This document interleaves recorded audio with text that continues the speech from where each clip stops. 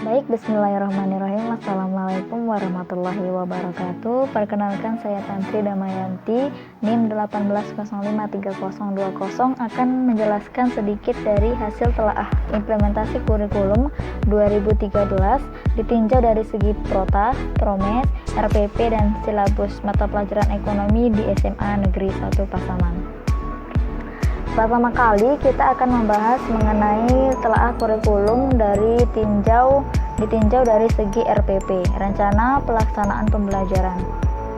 Nah, berdasarkan Peraturan Pendidikan dan Kebudayaan Nomor 22 Tahun 2016 tentang Standar Proses Pendidikan Dasar dan Menengah, menjelaskan bahwa rencana pelaksanaan pembelajaran di pendidikan dasar dan menengah menjelaskan bahwa RPP adalah rencana kegiatan pembelajaran tatap muka untuk 1 kali pertemuan atau lebih. Adapun RPP ini disusun berdasarkan komponen-komponen, diantaranya adalah ada dari RPP tersebut terdapat identitas sekolah, identitas mata pelajaran, kelas 1 semester, materi pokok, alokasi waktu, tujuan pembelajaran, kompetensi dasar atau indikator pencapaian kompetensi, serta materi pelajaran. Berikut adalah aspek-aspek yang saya telaah dari RPP yang saya temukan. Diantaranya yang pertama adalah segi aspek tujuan pembelajaran atau indikator pencapaian kompetensi atau IPK. Nah, pada kali ini kita akan membahas mengenai hal ini karena pada tujuan pembelajaran yang tertera dari RPP yang saya temukan bahwa pada tujuan tersebut lebih dominan menggunakan kata memahami serta mengidentifikasi. Sementara menurut saya itu di kurikulum 2013 siswa tidak hanya diharapkan mampu memahami pelajaran, melainkan juga mengaplikasikan dari pelajaran atau pengetahuan yang telah didapat tersebut.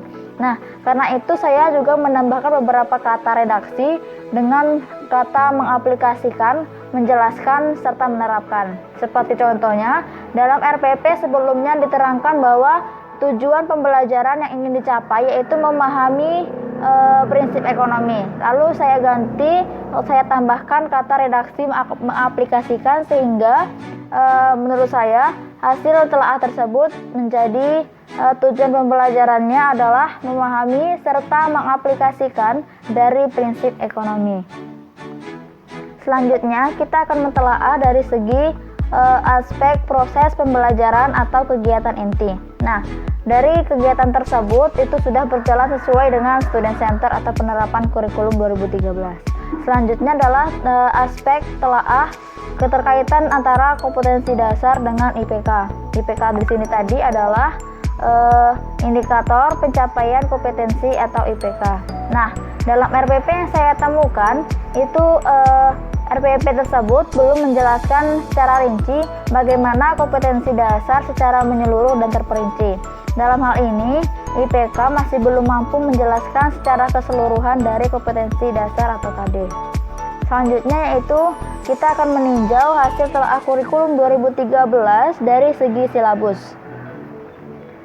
Pada kurikulum 2013, sesuai dengan Peraturan Menteri Pendidikan dan Kebudayaan Republik Indonesia Nomor 59 Tahun 2014 tentang kurikulum 2013 bahwa sekolah menengah atas atau madrasah aliyah pada pasal 8 menyebutkan bahwa silabus merupakan rencana pembelajaran pada suatu kegiatan mata pelajaran yang mencakup pada kompetensi inti, kompetensi dasar, materi pelajaran, kegiatan pembelajaran, penilaian, alokasi waktu, dan sumber belajar. Nah, dari hal-hal ini seperti kompetensi inti, kompetensi dasar, materi pelajaran, kegiatan pembelajaran, penilaian, alokasi waktu, dan sumber belajar merupakan suatu komponen-komponen yang seharusnya sudah ada dari suatu silabus. Nah, di sini gunanya kita mentelaah silabus tersebut, kita harus memperhatikan apakah komponen-komponen yang sudah seharusnya dimiliki oleh silabus tersebut sudah tertera dari silabus yang telah temukan atau dari silabus dari sekolah yang telah kita observasi. Nah, dari sini kita akan mentelaah dari hasil kurikulum 2013 dari silabus yang saya temukan bahwasanya dari segi-segi aspek yang ditelaah seperti identitas itu sudah memenuhi. Dari segi kompetensi inti sudah menerapkan keterpaduan gradasi antara sikap, pengetahuan, dan keterampilan. di mana terdapat juga beberapa perubahan dari redaksi, diantaranya yaitu dari segi memahami, menggolongkan, menerapkan, serta menganalisis pengetahuan faktual, konseptual, dan prosedural, bahwa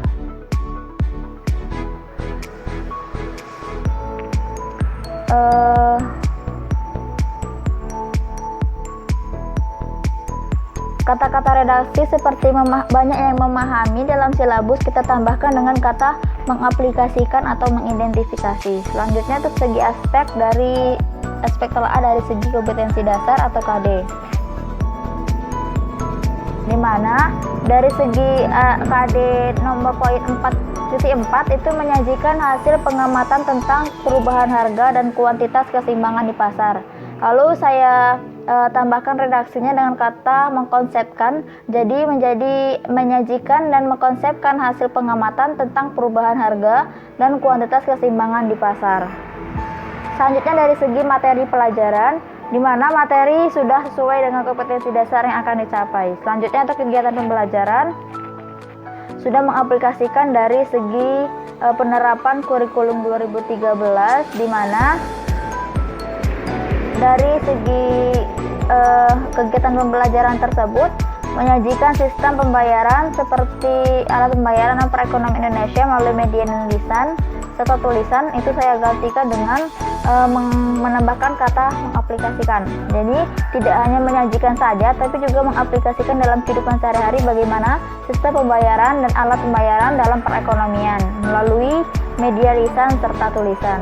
Nah, untuk aspek telaah dari segi telaah penilaian itu dalam silabus belum tertera kriteria penilaian seperti apa, hanya dominan dalam kata penerapan penugasan kelompok atau individu, belum adanya penilaian yang bervariasi. Jadi saya mentelaah bahwasannya dari segi penilaian ini perlu dilakukan suatu yang lebih bervariasi seperti kuis, ulangan harian, dan penilaian-penilaian lainnya seperti hal berikut ini.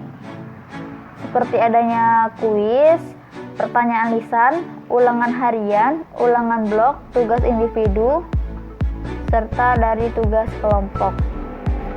Selanjutnya kita akan mentelaah dari segi prota dan promes.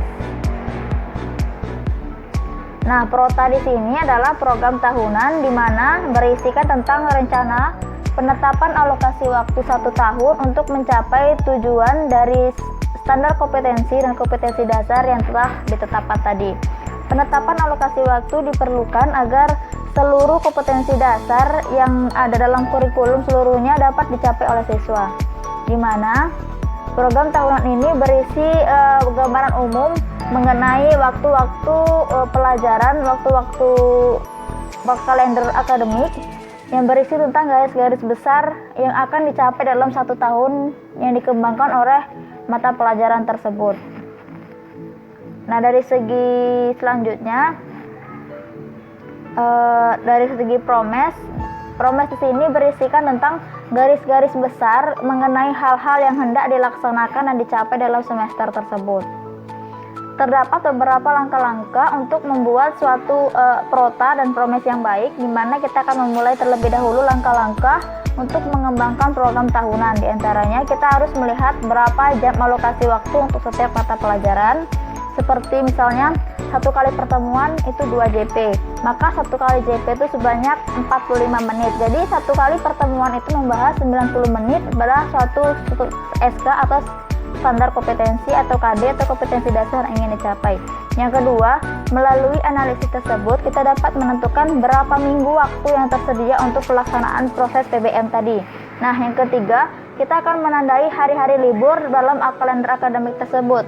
Misalnya, kapan jadwal ujian tengah semester, kapan jadwal antar semester, kapan jadwal akhir tahun, kapan jadwal libur panjang, serta jadwal libur lainnya. Mungkin sekian yang dapat saya sampaikan. Wabillahi taufik wal hidayah. Mohon maaf atas segala kesalahan. Terima kasih untuk segala perhatian. Wassalamualaikum warahmatullahi wabarakatuh. Thank you for watching.